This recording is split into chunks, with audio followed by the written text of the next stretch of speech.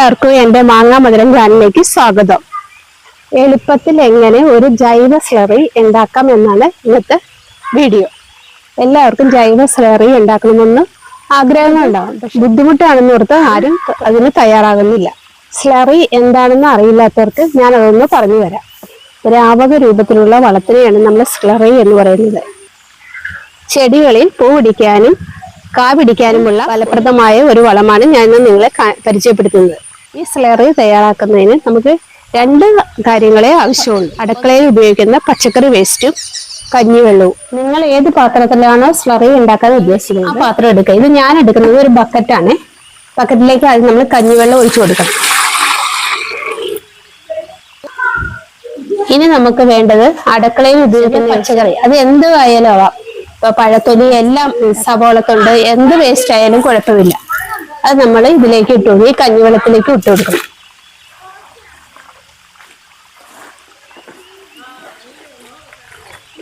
ഇത് നമുക്ക് ഒന്ന് ഇളക്കി കൊടുക്കാം.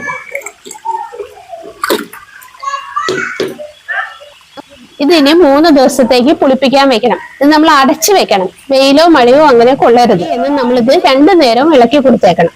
രാവിലെയും വൈകുന്നേരവും ഇളക്കണം. 3 ദിവസം കഴിഞ്ഞ് ഇത് നമുക്ക് ഉപയോഗിച്ച് തുടങ്ങാം. ഇപ്പൊ പറഞ്ഞ രീതിയിൽ ഞാൻ ഒരാഴ്ച മുമ്പ് ഉണ്ടാക്കി വെച്ച സ്ലറിയാണ് ഇത്. ഞാൻ എങ്ങനെ ഉപയോഗിക്കുന്നതെന്ന് കൂടി ഞാൻ കാണിച്ചു തരാം നിങ്ങൾക്ക്.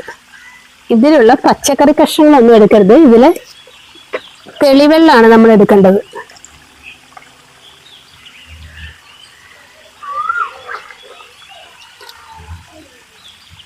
ഇത് നമ്മൾ വേറൊരു ബക്കറ്റിലേക്ക് ഒഴിച്ചു വെക്കണം. എന്നിട്ട് ഇതിലേക്ക് 10 ഇരട്ടി വെള്ളം ചേർത്ത് വേണം നമ്മൾ ഓരോ ചെടികൾക്ക് ഒഴിക്കാൻ. 10 കപ്പ് വെള്ളമാണ് ഒഴിക്കുന്നത്.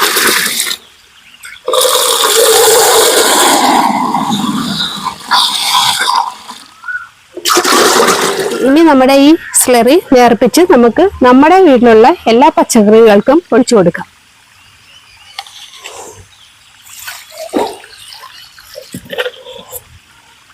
ഇപ്പൊ എല്ലാവർക്കും ജൈവ സ്ലറി എങ്ങനെ ഉണ്ടാക്കണമെന്ന് മനസ്സിലായെന്ന് വിചാരിക്കുന്നു. ഈ വീഡിയോ ഇഷ്ടമായെങ്കിൽ എല്ലാവരും സപ്പോർട്ട് ചെയ്യണം. നമുക്ക് ഇനി അടുത്ത വീഡിയോ ആയിട്ട് അടുത്ത ദിവസം വരാം. ഓക്കെ.